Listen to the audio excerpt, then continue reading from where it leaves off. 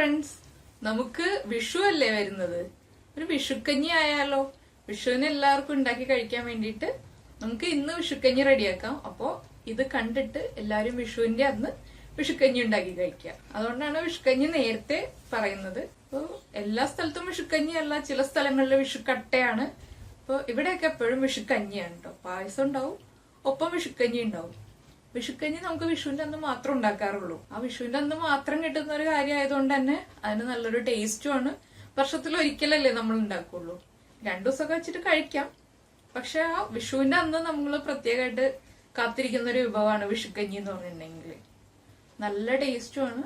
നമുക്ക് വീട്ടിൽ അവൈലബിൾ ആയിട്ടുള്ള ഇൻഗ്രീഡിയൻസ് മാത്രം മതി ഇത് ഉണ്ടാക്കാൻ വേണ്ടിയിട്ട്. എളുപ്പത്തിൽ ഉണ്ടാക്കുകയും ചെയ്യാം. നമ്മുടെ അമ്മമാരൊക്കെ ഉണ്ടാക്കി തന്നൊരു ഓർമ്മകളൊക്കെ നമുക്ക് ഈ വിഷുക്കഞ്ഞി ഉണ്ടാക്കുമ്പോൾ കിട്ടും. ഇപ്പൊ വിഷുക്കഞ്ഞി നമ്മള് ഒരു റെസ്റ്റോറന്റിൽ പോയാലും കിട്ടില്ല. അതുപോലെ നമുക്ക് ഹോട്ടൽസിലായാലും ഒരു ഫംഗ്ഷനിലും വിഷുക്കഞ്ഞി എന്ന് പറഞ്ഞൊരു ഡിഷ് ഇതുവരെ കണ്ടിട്ടില്ല. വിഷുവിന് മാത്രം കിട്ടുന്ന ഒരു ഐറ്റമാണ്. അപ്പൊ അതെങ്ങനെയാണ് ഉണ്ടാക്കുന്നതെന്ന് എല്ലാവരും കണ്ടിട്ട് കഴിച്ചിട്ടില്ലാത്ത ആളുകളും കഴിച്ചിട്ടുള്ള ആളുകളും ഈ വിഷുക്കഞ്ഞി ഒന്ന് ഉണ്ടാക്കി കഴിക്കണം. അതുകൊണ്ടാണ് വിഷുവിന് മുന്നേ തന്നെ നമ്മൾ വിഷുക്കഞ്ഞി ചെയ്യുന്നത്. അപ്പൊ ഉറപ്പായിട്ട് എല്ലാവരും വിഷുക്കഞ്ഞി ഉണ്ടാക്കുമല്ലോ അല്ലെ? നമുക്ക് എങ്ങനെയാണ് വിഷുക്കഞ്ഞി ഉണ്ടാക്കുന്നതെന്ന് നോക്കാം.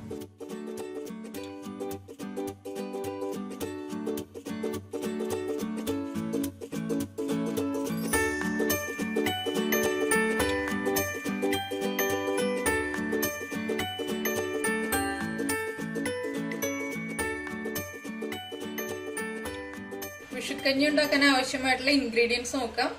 നമ്മളിപ്പോ വൻപയർ വേവിച്ച് വെച്ചിട്ടുണ്ട്. ഞാനിതിപ്പോ ഒരു 5 വിസിൽ വരുന്നത് വരെ കുക്കറിൽ നന്നായിട്ട് വേവിച്ചു. അതിനുശേഷം അതിന്റെ പ്രഷർ പോയതിനു ശേഷം തുറന്നെടുത്തതാണിത്. സാധാരണ നമ്മുടെ വെള്ളത്തിൽ തന്നെയാണ് വേവിച്ചെടുത്തിരിക്കുന്നത്. പിന്നെ നമ്മൾ എടുത്തിരിക്കുന്നത് ഉണക്കലരിയാണ്. ഉണക്കലരി 2-3 പ്രാവശ്യം നന്നായിട്ട് കഴുകി എടുത്തിട്ടുണ്ട്. ശർക്കര ഉരുക്കി അരിച്ചെടുത്തിട്ടുണ്ട്. തേങ്ങാപ്പാല് 1-ാം പാലും 2-ാം പാലും എടുത്തിട്ടുണ്ട്. പിന്നെ വേണ്ടത് കാഷ്യൂനട്ട്, ഏലക്ക, നെയ്യ്, കുറച്ച് ഉപ്പ്. അരി വേവിച്ചെടുക്കാം. അരി വേവിക്കുമ്പോൾ നമ്മൾ തേങ്ങാപ്പാലിൽ തന്നെ വേവിച്ചെടുക്കണം. നമുക്കൊരു പ്രഷർ കുക്കറിലേക്ക് നമ്മൾ കഴുകി വൃത്തിയാക്കി വെച്ചിരിക്കുന്ന അരി ചേർത്ത് കൊടുക്കാം. ഇതിലേക്ക് നമ്മൾ എടുത്തു വെച്ചിരിക്കുന്ന 2-ാം പാല് ചേർത്ത് നമുക്ക് വേവിച്ചെടുക്കാം നന്നായിട്ട്. നമുക്കൊരു 2 വിസിൽ വരുന്നത് വരെ അരി കുക്ക് ചെയ്തെടുക്കാം. അപ്പൊ ഇതാ നമ്മുടെ അരി നന്നായിട്ട് വെന്ത് വന്നിട്ടുണ്ട്. ഞാനിപ്പോ കുക്കറിൽ 4 വിസിൽ കേട്ടതിന് ശേഷം അതിന്റെ പ്രഷർ പോയി കഴിഞ്ഞിട്ട് തുറന്നു. അപ്പൊ അരി ഒന്നുകൂടി വേവാനുണ്ടായിരുന്നു. ഞാൻ 1 ലിറ്റർ 2-ാം പാലാണ് എടുത്തു വെച്ചിരുന്നത്. ആ പാല് മുഴുവൻ ഒഴിച്ചിട്ട് ഒരു 10 മിനിറ്റ് മീഡിയം ഫ്ലെയിമിൽ കുക്ക് ചെയ്തെടുത്തു. 4 വിസിലിന് ശേഷം പിന്നെ കുക്കർ അടച്ചിട്ടില്ല, തുറന്നു വെച്ചിട്ട് തന്നെ മീഡിയം ഫ്ലെയിമിൽ വെച്ച് കുക്ക് ചെയ്തെടുത്തു. അപ്പോൾ നന്നായിട്ട് അരി വെന്തിട്ടുണ്ട്. നമുക്ക് കിട്ടുന്ന അരിയുടെ വ്യത്യാസം അനുസരിച്ചിട്ട് അരിയുടെ വേവില് വ്യത്യാസം ഉണ്ടാവും. അപ്പൊ അതൊന്ന് ആദ്യം 2 വിസിൽ കഴിയുമ്പോൾ ഒന്ന് തുറന്നു നോക്കുക. അതിനുശേഷം നമുക്ക് വേവ് നോക്കിയിട്ട് നന്നായിട്ട് വേവുന്നത് വരെ വേവിച്ചെടുക്കുക. ഇതിലേക്ക് നമ്മൾ വേവിച്ച് വെച്ചിരിക്കുന്ന പയറ് ചേർക്കാം. പയറ് വേവിച്ച വെള്ളവും ചേർത്തിട്ട് ഒരുമിച്ചാണ് നമ്മൾ ചേർക്കുന്നത്.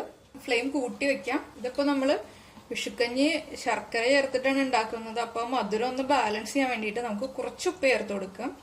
വളരെ കുറച്ച് ഉപ്പ് ചേർത്താൽ മതി. നേരിയതായിട്ട് ആ മധുരം ഒന്ന് ബാലൻസ് ചെയ്യാൻ വേണ്ടിയിട്ട് മാത്രം ഉപ്പ് ചേർക്കാം. ഇതിനെ ഒന്ന് നന്നായിട്ട് തിളച്ചു വരട്ടെ.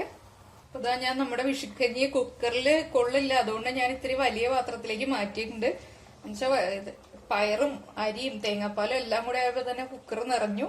ഇതിലേക്ക് നമ്മൾ 400 ഗ്രാം ശർക്കര ഒരു 1/2 കപ്പ് വെള്ളത്തിൽ മെൽറ്റ് ചെയ്തെടുത്തിട്ടുണ്ട്. ഇത് ചേർത്ത് കൊടുക്കാം. നമ്മുടെ മധുരത്തിനനുസരിച്ച് ശർക്കരയുടെ അളവിൽ വ്യത്യാസം വരുത്തണം. അതുപോലെ തന്നെ നമുക്ക് കിട്ടുന്ന ശർക്കര വെളുത്ത ശർക്കരയാണെങ്കിൽ വിഷുക്കഞ്ഞിക്ക് ഇത്തിരി കളർ കുറവായിരിക്കും. അപ്പൊ അതും നമ്മളൊന്ന് ശ്രദ്ധിക്കുക. കുറച്ച് കറുത്ത ശർക്കര, പായസത്തിനാണെങ്കിലും എല്ലാത്തിനും കറുത്ത ശർക്കരയാണ് നല്ലത്.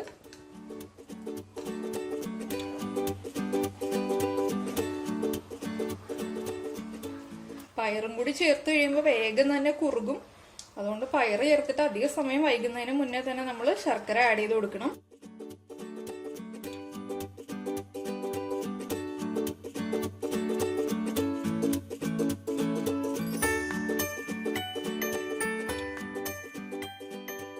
ഇതിലേക്ക് നമുക്ക് ഏലക്ക പൊടിച്ചത് ചേർക്കാം. ഞാനിപ്പോ ഒരു 10 ഏലക്കയുടെ സീഡ്സ് മാത്രം എടുത്തിട്ട് പഞ്ചസാര ചേർത്ത് പൊടിച്ചെടുത്തതാണ്.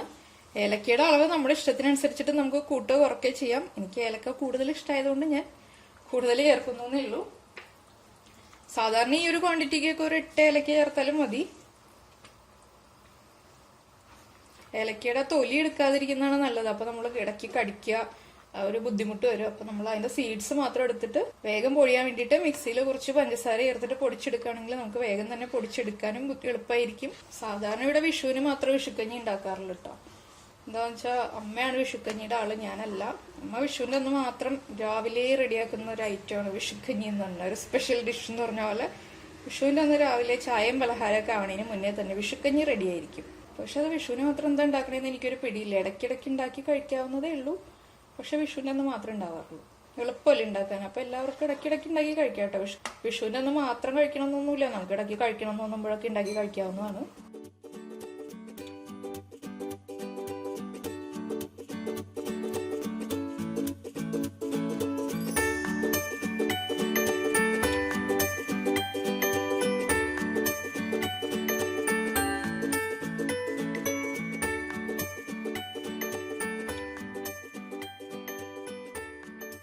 ഇതാ നമ്മള് അരിയും പയറും ശർക്കരയും എല്ലാം ചേർത്തിട്ട് മീഡിയം ഫ്ലെയിമിൽ ഇട്ടിട്ട് ഒരു 7 മിനിറ്റ് നന്നായിട്ട് കുക്ക് ചെയ്തെടുത്തിട്ടുണ്ട്. അപ്പൊ ഇത് നന്നായിട്ട് കുറുകി തുടങ്ങി.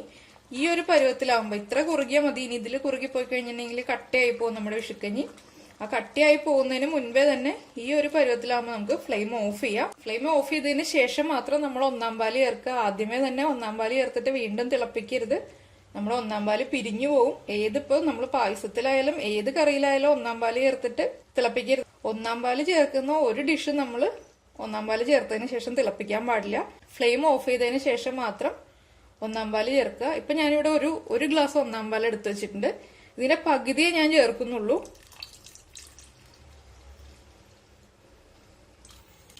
എന്തുകൊണ്ടാ പകുതി ചേർക്കുന്നതെന്ന് വെച്ചിട്ടുണ്ടെങ്കിൽ നമ്മുടെ വിഷുക്കഞ്ഞി കുറുകി പോയിട്ടുണ്ടെങ്കിൽ ചേർക്കാൻ വേണ്ടിയിട്ട് കുറച്ച് പാല് മാറ്റി വെക്കുകയാണ്. ഇതിനി ഒന്ന് ചൂട് കുറഞ്ഞു കഴിയുമ്പോൾ ഒന്നുകൂടി കുറുകും. അപ്പൊ ആ കുറുകി പോയി കഴിഞ്ഞിട്ട് പിന്നെ നമ്മൾ വീണ്ടും 1-ാം പാല് എടുക്കാൻ നടക്കുന്നതിൽ എളുപ്പമാണ് നമ്മൾ കുറച്ച് പാലെടുത്ത് മാറ്റി വെക്കുക. അതിനുശേഷം നമ്മൾ കുറച്ച് ചേർത്ത് കൊടുത്താൽ കുഴപ്പമില്ല. നമുക്കൊരു കരുതലുള്ളത് എപ്പോഴും നല്ലതാണ്. ഇതിലേക്ക് ഇനി നമുക്ക് കാഷ്യൂ നട്ട്സ് വറുത്ത് ചേർക്കാം. ഞാൻ അടുത്ത ബർണറിലേക്ക് ഒന്ന് മാറ്റി വെക്കട്ടെ. നമ്മളിപ്പോ ഇതാ കാഷ്യൂ നട്ട്സ് റോസ്റ്റ് ചെയ്യാൻ വേണ്ടിയിട്ട് ഒരു പാൻ വെച്ചിട്ടുണ്ട്. നമുക്ക് ഇതിലേക്ക് കുറച്ച് നെയ്യ് ചേർത്ത് കൊടുക്കാം. നെയ്യ് ചൂടായിട്ടുണ്ട്. ഇതിലേക്ക് നമുക്ക് കാഷ്യൂ നട്ട് ആഡ് ചെയ്യാം. സാധാരണ ഇവിടെ വിഷുക്കഞ്ഞിയിൽ കാഷ്യൂ നട്ട് മാത്രമേ ചേർക്കാറുള്ളൂ. നമ്മൾ കിസ്മിസ് ഒന്നും ആഡ് ചെയ്യാറില്ല. അതുകൊണ്ട് ഞാൻ കിസ്മിസ് ആഡ് ചെയ്യുന്നില്ല. കിസ്മിസ് ആഡ് ചെയ്യണമെന്ന് ഇഷ്ടമുള്ളവർക്ക് ആഡ് ചെയ്യാം. കാഷ്യൂ നട്ട് നമ്മൾ റോസ്റ്റ് ചെയ്യുമ്പോൾ വല്ലാതെ അങ്ങ് കളർ മാറിപ്പോരുത്, ഡാർക്ക് കളറായി പോരുത്. ലൈറ്റായിട്ടൊന്ന് കളർ ചേഞ്ച് വരുമ്പോൾ തന്നെ നമ്മൾ ഫ്ലെയിം ഓഫ് ചെയ്യാം.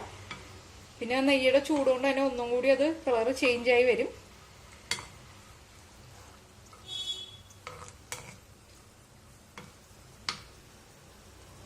എൻ്റെ കൈ ഒന്ന് ചെറുതായിട്ട് പൊള്ളുന്നുണ്ട്. സ്റ്റൗവിന് കുറച്ച് ചൂട് കൂടുതലാണ്. അതുകൊണ്ട് കൈ ചെറുതായിട്ട് ചൂടടിച്ചിട്ടൊന്ന് പൊള്ളുന്നുണ്ട്. ഞാൻ അതാണ് ഇങ്ങനെ സ്പൂൺ പിടിച്ചിരിക്കുന്നത്.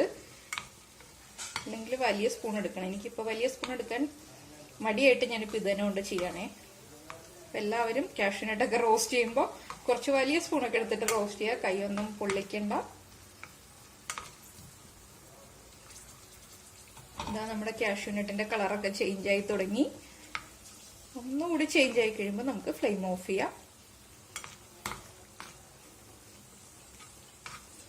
ഞാൻ ഈ ഒരു കളറിലാണ് കാഷ്യൂ നട്ട് ആഡ് ചെയ്യാൻ പോകുന്നത്. ഫ്ലെയിം ഓഫ് ചെയ്യാണ്. കണ്ടോ, ചെറുതായിട്ടൊന്ന് കളർ ചേഞ്ച് ആയിട്ടുണ്ട്.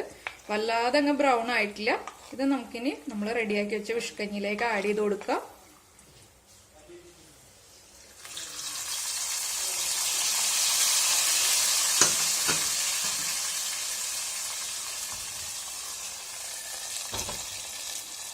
കണ്ടോ, അതാ ഞാൻ കാഷ്യൂ നട്ടൊക്കെ ആഡ് ചെയ്തു. നമുക്കിതൊന്ന് നന്നായിട്ട് മിക്സ് ചെയ്യാം. നമ്മുടെ വിഷുക്കഞ്ഞി കുറുകി തുടങ്ങിട്ടോ. നമ്മള് 1-ാം പാല് ചേർത്തിട്ട് ചൂടാക്കിയില്ല. പക്ഷെ ആ ആദ്യത്തെ ചൂടിലിരുന്നിട്ട് തന്നെയാണ് നമ്മൾ 1-ാം പാല് ചേർത്തത്. അതുകൊണ്ട് തന്നെ അത് വേഗം തന്നെ കുറുകി തുടങ്ങി. നന്നായിട്ട് കുറുകി പോവാണെങ്കിൽ നമുക്ക് കുറച്ചും കൂടി നമ്മൾ മാറ്റി വെച്ചിരിക്കുന്ന 1-ാം പാല് ചേർക്കാം. ഇതൊന്ന് ചൂട് കുറഞ്ഞിട്ട് നമുക്ക് പ്രസന്റ് ചെയ്യാം. ഇപ്പൊ ഇതാ നമ്മുടെ വിഷുക്കഞ്ഞി റെഡി ആയിട്ടുണ്ട്. അപ്പോ ഈ വിഷുവിന് എല്ലാവരും വിഷുക്കഞ്ഞി ഉണ്ടാക്കി കഴിക്കുക. വിഷുക്കഞ്ഞി ഉണ്ടാക്കി കഴിക്കാൻ വേണ്ടിയിട്ടാണ് നമ്മൾ നേരത്തെ തന്നെ വിഷുക്കഞ്ഞി റെഡിയാക്കിയത്. എല്ലാ വർഷവും നമ്മൾ വിഷുവിന് പായസമല്ലേ കഴിക്കുക. ഈ വർഷം ഒരു ചേഞ്ച് ആയിട്ട് വിഷുക്കഞ്ഞി കഴിക്കാം. അപ്പൊ ഞാൻ 2 ഉരുളിയിൽ സെർവ് ചെയ്തിട്ടുണ്ട് വിഷുക്കഞ്ഞി. നമ്മുടെ കൃഷ്ണൻ കുഞ്ഞു കൃഷ്ണനായതുകൊണ്ട് കുഞ്ഞു കൃഷ്ണന് ചെറിയ ഉരുളിയിലും ബാക്കി എല്ലാവർക്കും വേണ്ടിയിട്ട് വലിയ ഉരുളിയിലും വിഷുക്കഞ്ഞി റെഡിയാക്കിയിട്ടുണ്ട്. നമുക്ക് വലിയ കൃഷ്ണന് കണി വെക്കുമ്പോൾ എടുത്തു വെക്കാം. അപ്പൊ ഇവിടെ എല്ലാവരും കൂടി ഇരുത്താൻ സ്ഥലമില്ല, അതുകൊണ്ടാണ് ഇങ്ങനെ ചെറിയ കൃഷ്ണനെ എടുത്തു വെച്ചത്. അപ്പോൾ വിഷുക്കഞ്ഞി ഉണ്ടാക്കി കഴിച്ചിട്ട് ഇഷ്ടപ്പെട്ട് കഴിയുമ്പോൾ കമന്റ് ബോക്സിൽ ഇടാം.